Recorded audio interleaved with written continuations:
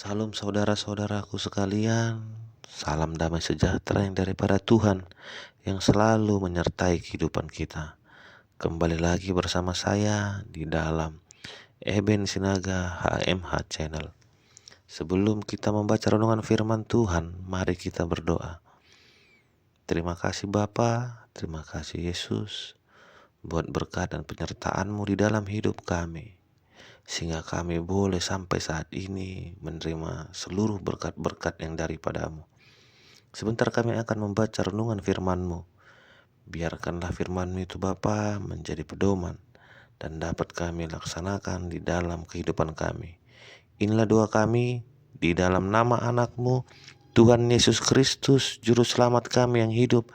Kami telah berdoa dan mengucap syukur kepada-Mu. Amin. Ayat renungan kita hari ini diambil dari Ibrani 13, ayatnya yang pertama sampai ketiga. Beginilah firman Tuhan. Peliharalah kasih persaudaraan. Jangan kamu lupa memberi tumpangan kepada orang.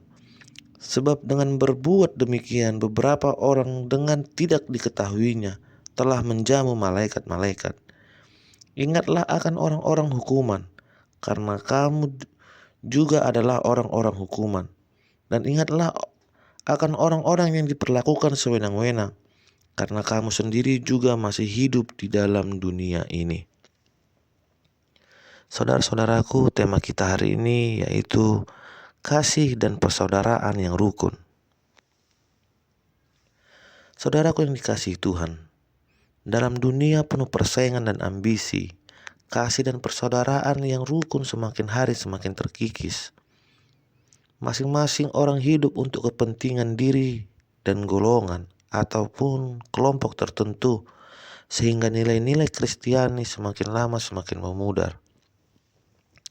Kehidupan jemaat mula-mula seperti yang digambarkan dalam Kisah Para Rasul 2, ayatnya yang ke-41 sampai ke-47, sudah tidak lagi diamalkan dalam kehidupan jemaat masa kini. Mungkinkah ini keadaan yang terjadi dalam kehidupan jemaat Kristen asal Yahudi yang ada di kota Roma, sehingga menjadi alasan Paulus untuk menuliskan surat ini dan menasihati mereka? Dalam nasihat Paulus disebutkan bahwa orang Kristen harus menunjukkan karakter dan jati diri mereka dengan hidup di atas dasar kasih sebagai yang utama. Kasih itu diwujud nyatakan dalam hidup persaudaraan yang rukun. Paulus menyebut, peliharalah kasih persaudaraan. Kasih persaudaraan yang dimaksud di sini bukan kasih yang semu atau kasih yang munafik atau kasih yang eksklusif yang tertutup untuk golongan tertentu, melainkan kasih Kristen adalah kasih yang meneladani Kristus. Kasih yang sempurna, yang universal dan ditujukan bagi semua orang tanpa mengenal perbedaan status dan latar belakang kehidupan. Amalan atas kasih persaudaraan itu diwujud nyatakan dalam hal memberi tumpangan kepada yang membutuhkan, tetapi juga berlaku kasih terhadap orang-orang yang terhukum dan yang diperlakukan dengan sewenang-wenang. Sebab Alkitab katakan, saat kita memberi tumpangan kepada orang yang membutuhkan, secara tidak langsung kita menjamu malaikat-malaikat Allah.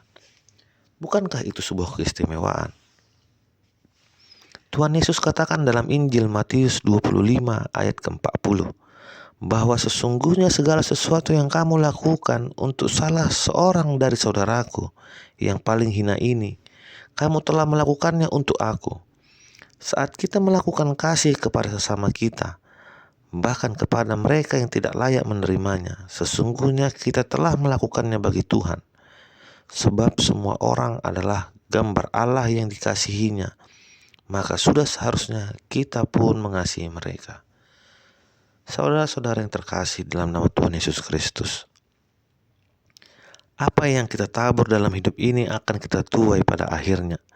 Saat kita menabur kasih dan kebaikan, maka kita pasti akan menuai kasih dan kebaikan. Oleh karena itu, nasihat firman Tuhan ini menjadi penting bagi kita. Dalam keadaan apapun, ingatlah untuk selalu mengamalkan kasih persaudaraan.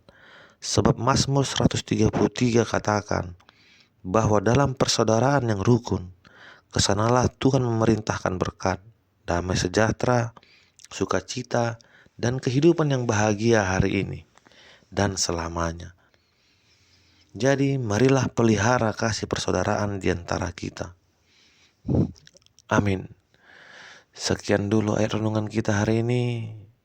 Semoga renungan ini bisa menjadi manfaat bagi kita semua.